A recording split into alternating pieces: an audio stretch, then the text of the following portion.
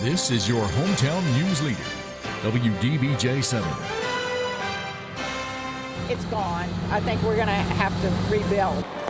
Fire destroys a couple's retirement home in Roanoke. We're also working to get more information about a firefighter who was hurt while battling the flames. Plus, storms dumped heavy rain across the Roanoke Valley. That prompted flood advisories this afternoon. Where those storms are now. Good evening. I'm Jean Jadhunt. And I'm Chris Hurst. We begin tonight with breaking news in Roanoke. A firefighter was injured after falling through an elevator shaft this afternoon while battling a house fire. It was reported just after 3 in the 3900 block of Bosworth Drive. That is where we find WDBJ 7 Sarah Mackey tonight. Sarah, how is that firefighter doing?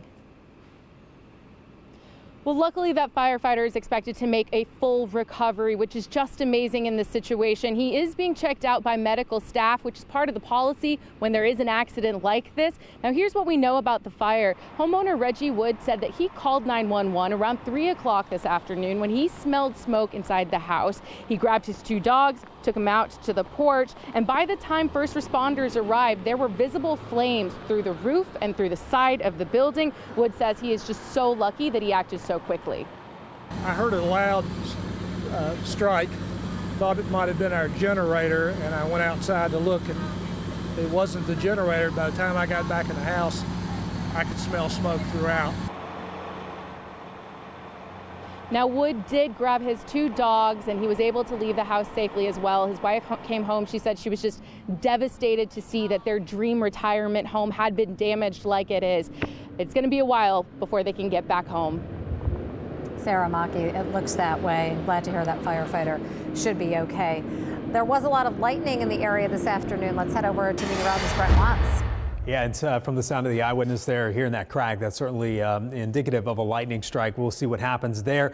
We've had a lot of reports of lightning striking trees, power lines, and also the other threat this evening, flash flooding. And when you walk from your car to the house and you feel like you got to wring your shirt out, that's because there's so much moisture in the air. And when you get these storms, the storms squeeze it all out too.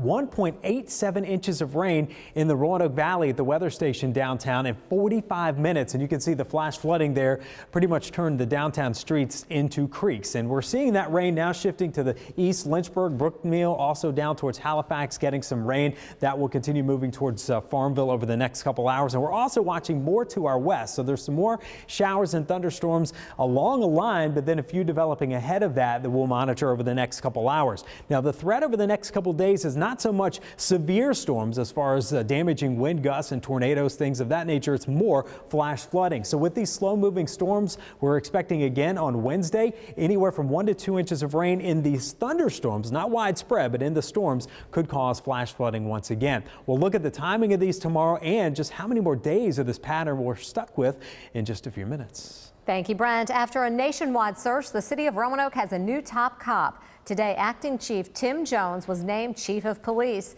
WDBJ 7 Shane Dwyer is live tonight in downtown Roanoke at the police station. Shane, how important is getting this role filled? Jean, finding the right fit for the job was of utmost importance for both the city manager and the mayor of Roanoke. Today, they both said they especially recognize how important filling this position is, considering the atmosphere police departments across the country are currently operating in. Tim Jones is a 35-year veteran of the force. He grew up in Roanoke and started as a patrol officer while climbing the ranks. He says he always wanted to be an officer, and now being chief is the ultimate honor. In a news conference today in front of a packed room, he acknowledged the fact that now more than ever, being an officer of the law is difficult. Solving those problems for him is about keeping the lines of communication open. We need to continue to engage the community, come to the table, listen.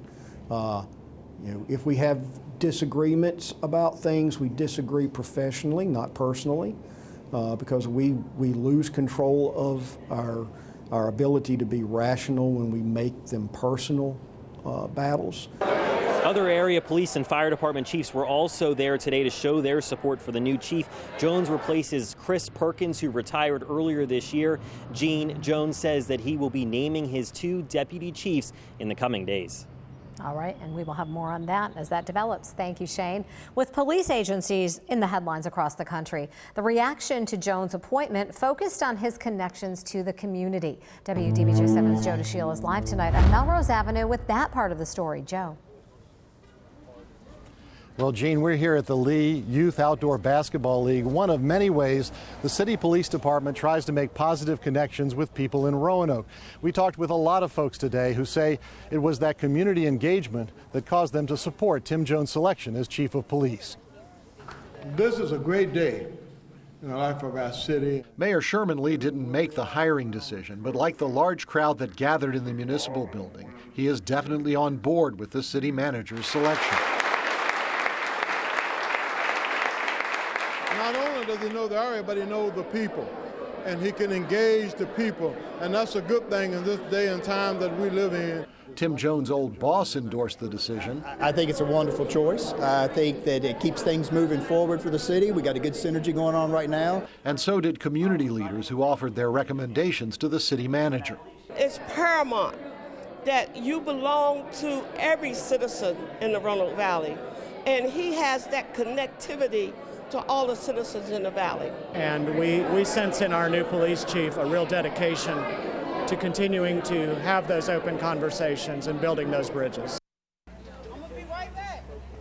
Members of the citizens panel who helped the city manager make his decision say all three of the finalists were outstanding candidates, but they say it was the combination of local knowledge, extensive experience, and that engagement with the community that convinced them that Tim Jones was their top choice. And tonight, he's out here preparing to cook up some hot dogs for the folks taking part in this basketball game. Joe, thank you very much. Ashley White will get out of jail later this year. A Pulaski County judge sentenced the mother of Noah Thomas to 23 months after he was found dead in a septic tank last year. She'll get credit for time already served at the New River Valley Regional Jail. WDBJ 7's Justin Ward has reaction from the community. I don't agree with the sentencing at all. It's a feeling repeated throughout Pulaski. Both of them should have gotten more time out of it. Today we got a sad day because there was no justice for that little boy. Ashley White's sentencing lasted 3 hours Tuesday morning. Outside the courtroom, we talked to nearly 24 people about the judge's decision. Not one of them agreed with it.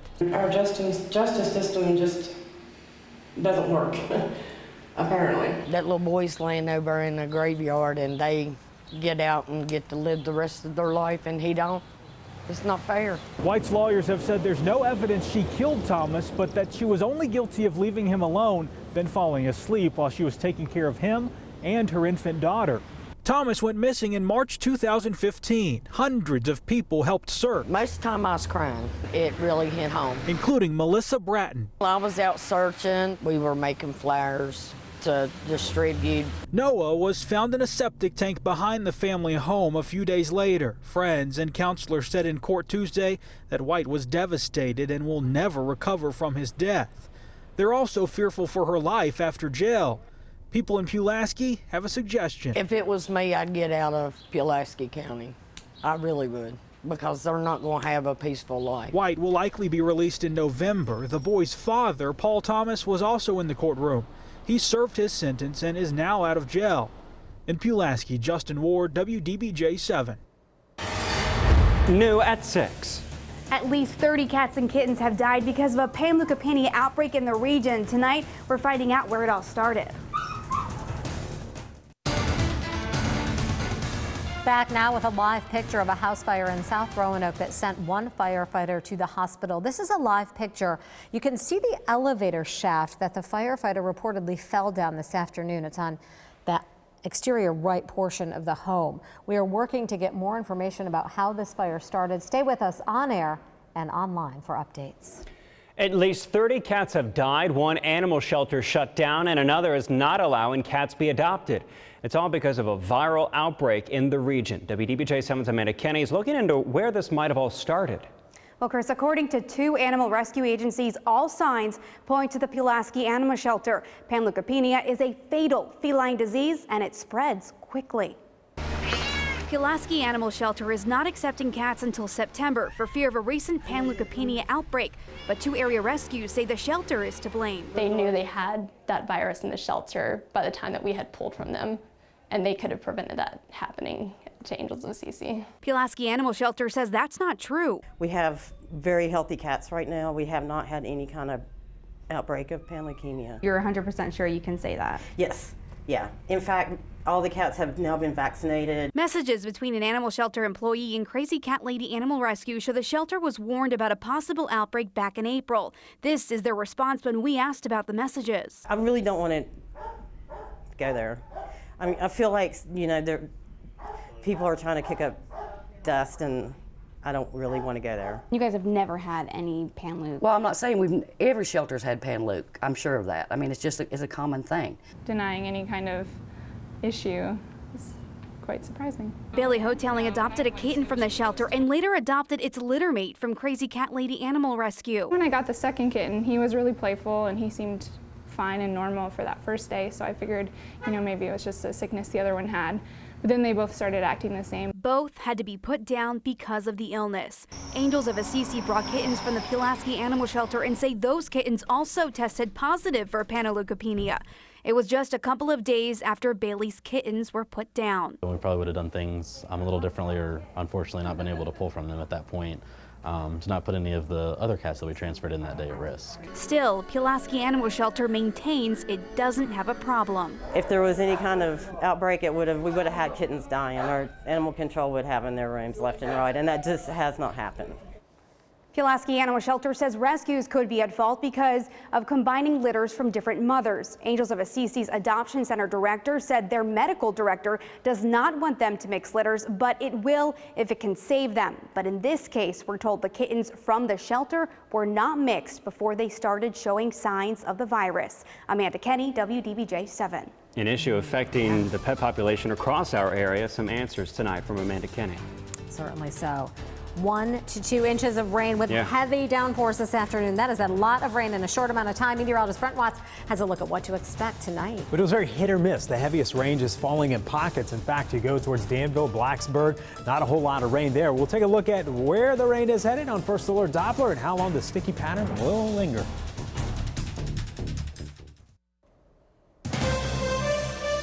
I'm confident this will be a familiar sight this week. You get the poor drainage areas that overflows into the roads, and then you get ponding water along the roadways with these heavy downpours, and we have more on the way over the next couple days. In fact, we've been tracking that line through Central Virginia all the way down to Southside Pennsylvania, now moving into Halifax County very shortly, impacting South Boston there. We'll take you down a little closer to your location, Livingston, Amherst, some very heavy rain. Lynchburg still finding the rain, but the heaviest is just to the south of you, approaching 501. Just past Gretna, now headed towards Volans, also Halifax with a lot of lightning with that one. A few showers and storms through the New River Valley as those are traveling from west to east. And then we're keeping a close eye on this next line, see how it holds together through the evening. And again, we've got more where that came from with this front out west, really helping to focus a lot of that southerly winds now, bringing that heat and the humidity in over the next couple of days. You can see the raindrops on the camera there in Blacksburg. Riverlawn, though, with some clouds that are starting to break up, and even across the Roanoke Valley, finding some clouds that are breaking up now too. So the evening, not all that bad if you can dodge some of those showers and thunderstorms, although you may not want to spend a whole lot of time outdoors because it feels so sticky and nasty. 80 now in Roanoke. We're back up to 79 in Danville. Still some 80s across parts of the south side and the New River Valley too. Now the dew points are kind of the muggy meter. We're going to stay high over the next few days in the muggy to almost gross range, and then they'll go down a little bit on Friday and then back up again on Saturday as the systems move through. So tomorrow we are expecting passing showers as we go through the overnight, and that will continue through the off and on during the day tomorrow. Watch how they develop through about noon and then to about 8 or 9 in the evening. And that's really with the peak heating of the day when we expect those storms. Same thing on Thursday. Can't rule out some showers and thunderstorms as well. So your forecast for our Wednesday, highs around 86 with that 40% chance of showers and storms. Does not look like that the coverage will be quite as widespread as what we saw today. That may help us warm up close to 90 in Danville and South Boston, also into Gretna tomorrow with a 30 to 40% chance of storms.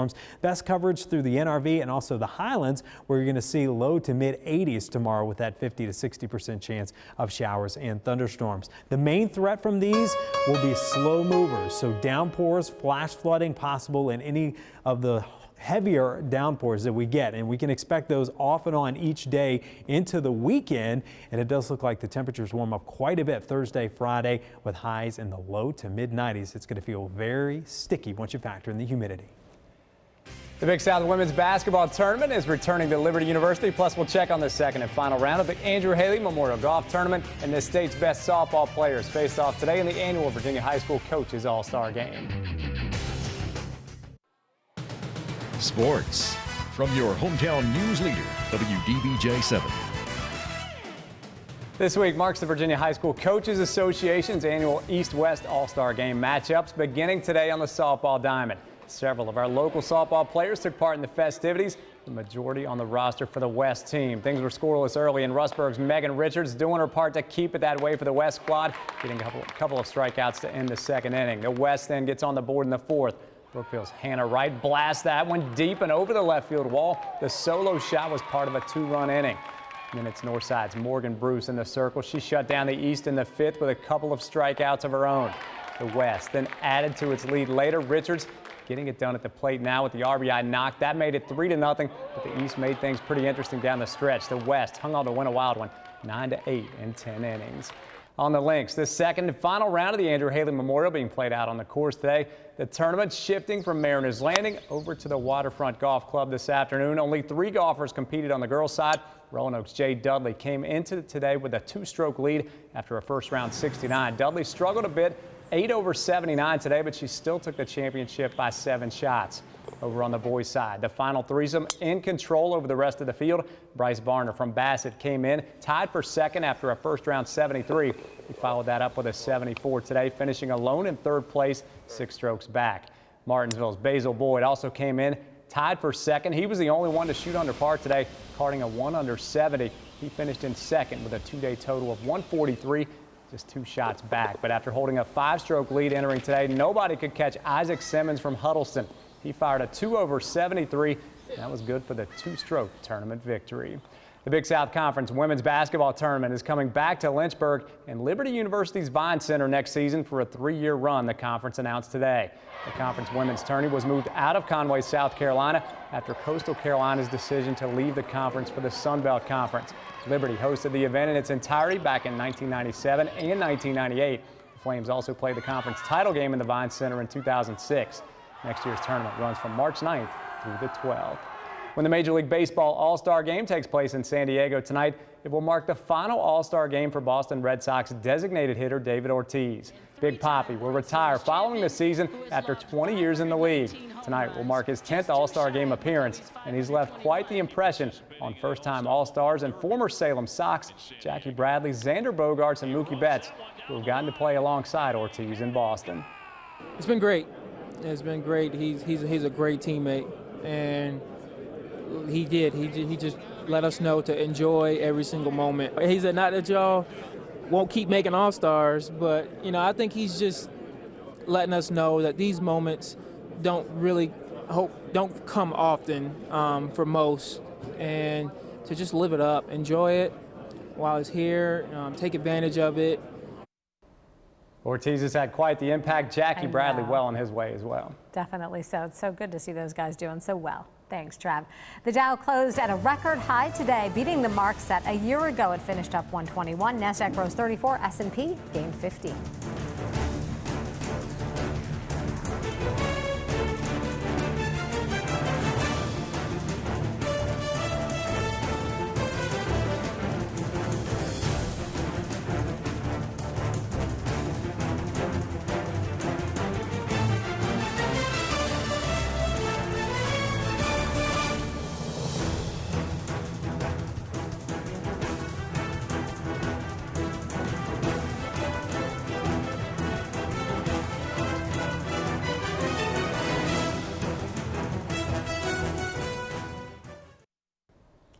Recapping our top story tonight, this is a live look at the aftermath of a fire that destroyed a Roanoke home this afternoon. This happened on Bosworth Drive. A firefighter was hurt and taken to the hospital. We are told that person is expected to make a full recovery. No word on how that fire started.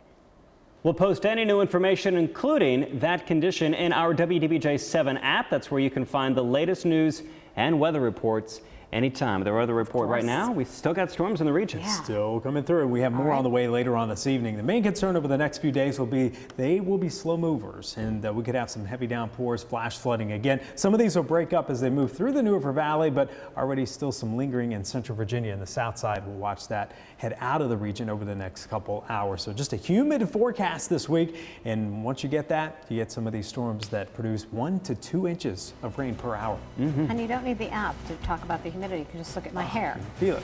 That is your come on, humidity barometer.